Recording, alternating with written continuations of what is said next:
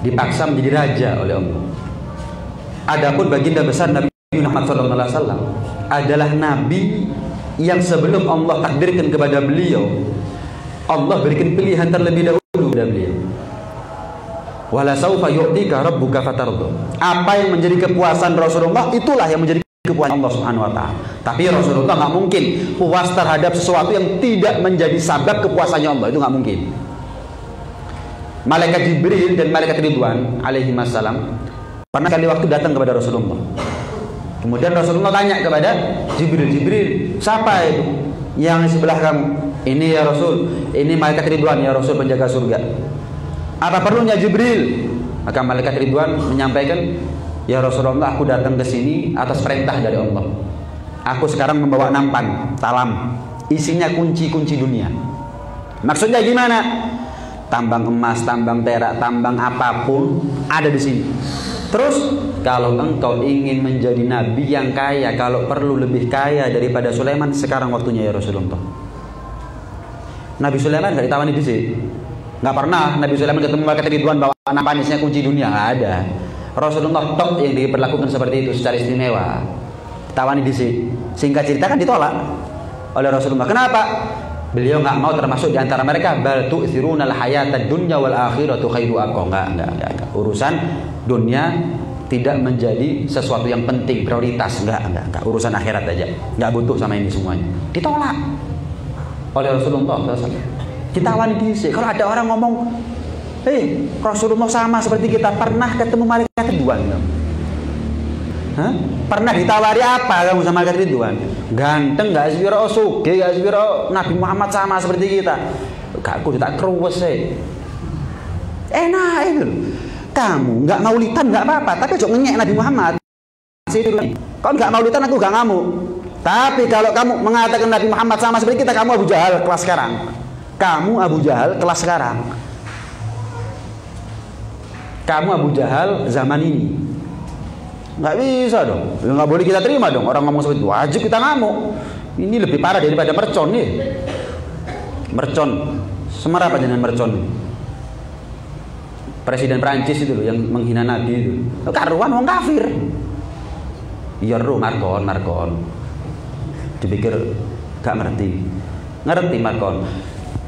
Itu orang kafir. Lah ini ngaku umat Nabi Muhammad, ngaku paling sunnah. Nabi Muhammad sama seperti kita. Gak ada. Kalau kita sama seperti Nabi Muhammad, kita gak diperintah oleh Allah untuk mengikuti Nabi Muhammad. Karena kita beda sama Nabi Muhammad, makanya kalau kita ingin menjadi manusia yang mulia, ikuti Nabi Muhammad. Karena kita beda dengan Nabi Muhammad. Begitu seharusnya. Nabi Yusuf itu baru separuh gantengnya Rasulullah. Itu Zulaikha dan teman-teman perempuannya ngiris-ngiris tangan gak kerasa. Kata ulama, kalau seandainya Zulaikha dan teman-teman perempuannya ketemu sama Rasulullah, ngelihat langsung wajah Rasulullah, ngiris-ngiris hati gak kerasa, ngiris-ngiris jantung gak terasa. Ngiris-ngiris jantung gak terasa. Nabi Yusuf baru separuh gantengnya Rasulullah. Gimana Rasulullah ya? Foto tok ini. Modelnya gak terima model. Pertanyaannya sekarang, kenapa perempuan-perempuan yang hidup zaman Rasulullah, mereka kan ketemu sama Rasulullah, pernah memandang langsung wajah Rasulullah, kok nggak ada yang ngiris-ngiris jantung? Karena Allah berikan kepada Rasulullah apa yang tidak secara sempurna Allah berikan kepada Nabi Yusuf alaihissalam. Apa itu? Al-Jalal, yang sempurna, karisma, wibawanya itu top. Sahabat yang jangan yang perempuan, yang laki para sahabat kalau melihat, kalau duduk sama Rasulullah itu kutu, sampai burung mengira mereka adalah patung. Gimana yang perempuan coba? Yang laki nggak punya mental mandang langsung wajah Rasulullah. Gimana yang perempuan? Musuhnya Nabi nggak pernah langsung face to face. Kalau ingin membunuh Rasulullah atau menyakiti Rasulullah dari belakang, karena mereka tahu betapa wibawanya Rasulullah. Nggak berani mereka, nggak berani. Gimana yang perempuan? Makanya mereka nggak sampai tegen. Iya, nggak sampai bisa ngelihat dalam tempo yang lama wajah, nggak bisa sudah, nggak bisa, sehingga nggak ada ceritanya perempuan-perempuan di zaman Rasulullah ngiris-ngiris jantung itu nggak ada. Cuman walhasil intinya Rasulullah itu luar biasa, luar biasa. Coba, siapa yang wulida mahtunan makhulan maktu asroh, lahir dalam keadaan tercela, lahir dalam keadaan tali pusar sudah terputus, terpotong, lahir dalam keadaan sudah terkhitan. Ayo coba. Ibunya siapa yang hamlan khafifan la tajidu minhu thiqala wa la tashku minhu alaman wala ilala. Hamlan khafifan, lahirnya mulai dari mengandung sampai lahir enteng,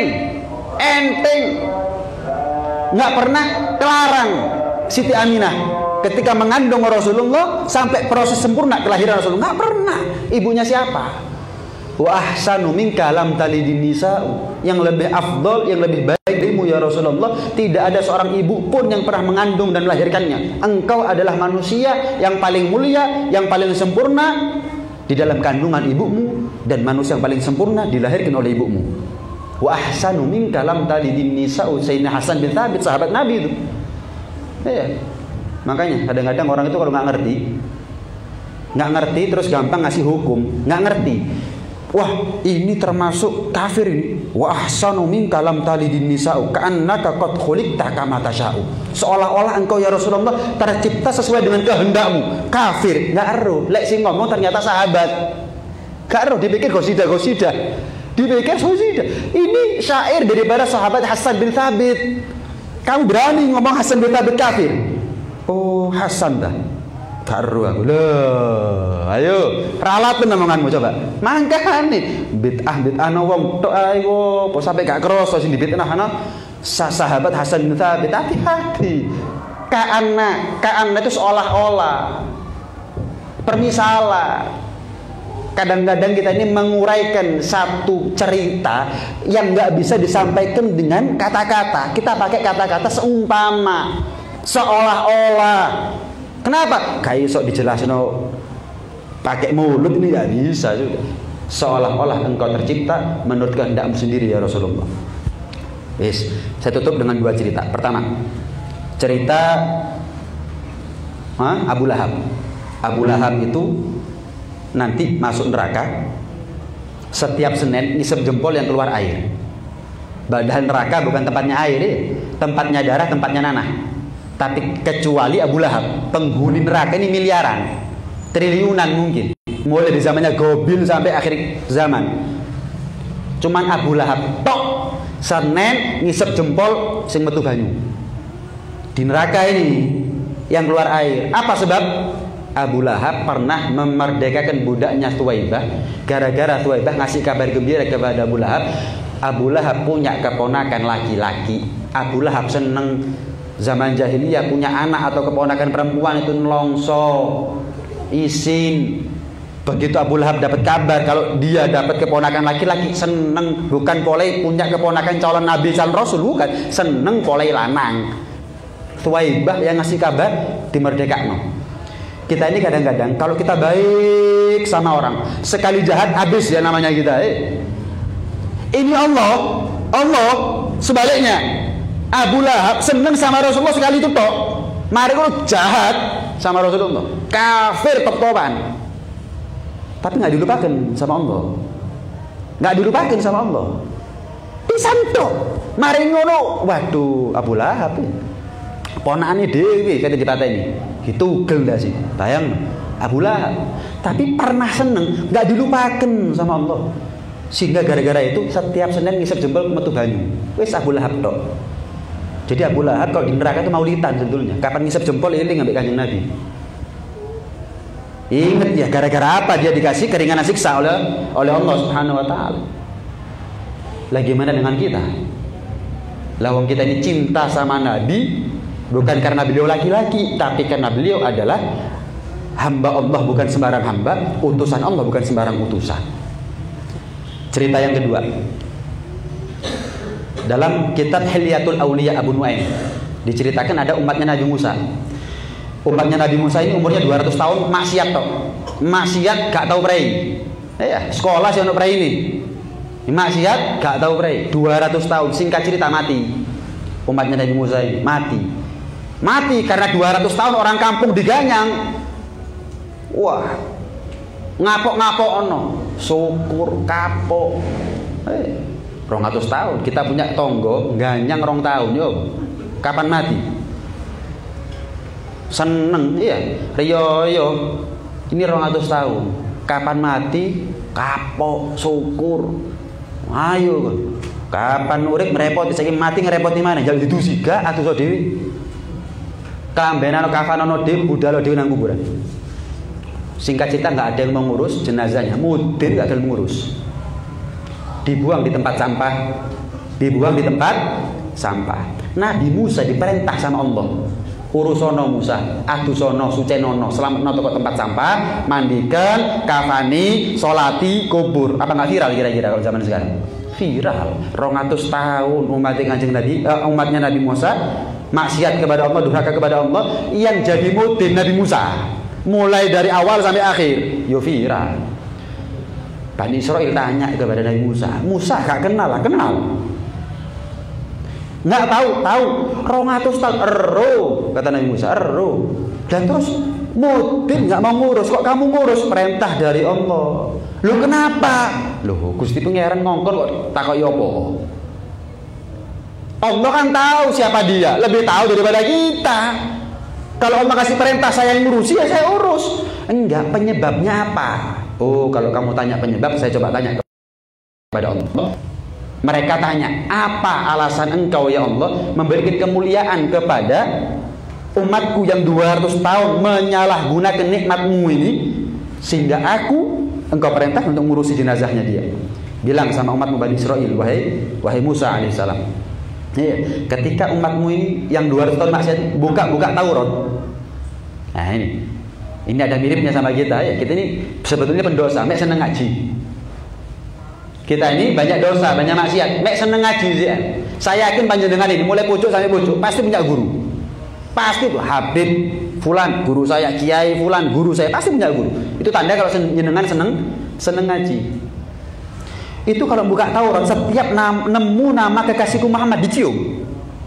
Buka lagi nemu nama kekasih Muhammad dicium. Itu persis sama seperti kita juga. Bedanya kalau dia melihat, mencium, kalau kita mendengar sholawat. Shollu ala Nabi Muhammad. Shollu ala Nabi Muhammad. Podo. Sama, cuma ada perbedaan. Itu umatnya Nabi Musa, lah kita umatnya siapa? Allah. Coba kalau kita bukan umatnya Nabi Muhammad, bisa ngomong seperti ini kita. Kalau kita bukan umatnya Muhammad, bisa ngomong seperti ini kita. Entek Pak tamat riwayatnya kita sudah mati rokok, mari wis. Jelas itu sudah. Seperti ini kita. Itu 200 tahun maksiat. Lah kita umur tok enggak sampai 200 tahun, ya kan? Umur tok asal porong jenengan umur sampai 200 tahun. Bendinten dahar bubur jenengan. 200 tahun. Umurnya kita enggak sampai 200 tahun. Masa maksiatnya kita lebih daripada umurnya kita. Untung kita umat cuman saya sampaikan ini bukan untuk kita lupa diri ya. Pokoknya subuhan gampang Bib ya. Jam 8, jam 9 pokok modal cinta lah selamat Bib. Loh ya bukan begitu. Ada orang pakai baju nggak pakai celana, ayo edan apa waras? Edan, kelambenan nggak ceronoan, sholawatan tapi nggak subuhan. Sholawatan ngaku cinta tapi nggak subuhan. Jam 8 suha bukan duha itu. Subuh rasa duha. Itu namanya pakai baju nggak pakai celana. Saya pakai ini untuk kita gede hati, optimis. Maaf, kadang-kadang ada orang zaman sekarang ngomong apa? Lek lakar rusak opisan, lek lakar bejat opisan. Ini sama seperti orang ngomong lek lakar melebur rokok ojo mek kece, lek perlu ngejupo pisan renang opisan. Mlebu dhewe. Dan kok kasih tak eloi gak? Kenapa? Lalu kita punya Nabi Muhammad kok. Kita ini umatnya siapa dan Nabi Muhammad Nabi siapa? Siapa beliau? Bodoh-bodohnya orang. Kapan dia putus asa dari Allah, kapan dia lari dari Allah, sampai-sampai dia lupa siapa Rasulullah. Bodoh-bodoh li wong. Sehingga kita perlu husnudzon. Kenapa? Kurang kemuliaannya Rasulullah untuk kita husnudzon. Husnudzon bukan lupa diri. Tetap subuhan tepat waktu, ya kewajiban kita laksanakan, kita usahakan khusyuk. puasa kita usahakan, anggota badan kita ini nggak maksiat, tetap kita usahakan. Cuman kapan kita ini, ya Allah kok maksiat ini, ibadah saya masih begitu. Jangan lupa kita umatnya siapa. Jangan lupa kita punya orang dalam sekelas siapa. Itu yang ingin saya sampaikan. Husnudzonnya tadi itu. Nih, tak lakar bejat pisan, oh enggak bejat dewi. Lawang saya ini umatnya Nabi Muhammad. Eman saya punya orang dalam sekelas Nabi Muhammad, kok aku belani bejat? Kok aku belani rusak? Kok saya putus asa dari Allah, lari dari Allah? Man, lawang saya punya orang dalam sekelas Nabi Muhammad kok. Saya yakin kalau jenengan anaknya jenderal, saya yakin jenengan keluar dari rumah nggak pakai helm. Ya rugi ya helm. Bapakku jenderal hari ini. Iya kan? Bintang 4. Man, jenengan Kapolda misalkan, anak Kapolda, yakin sepeda motor modifikasi, nggak helman, kenal pot wis man, nganggur bintang 4 di bapakku.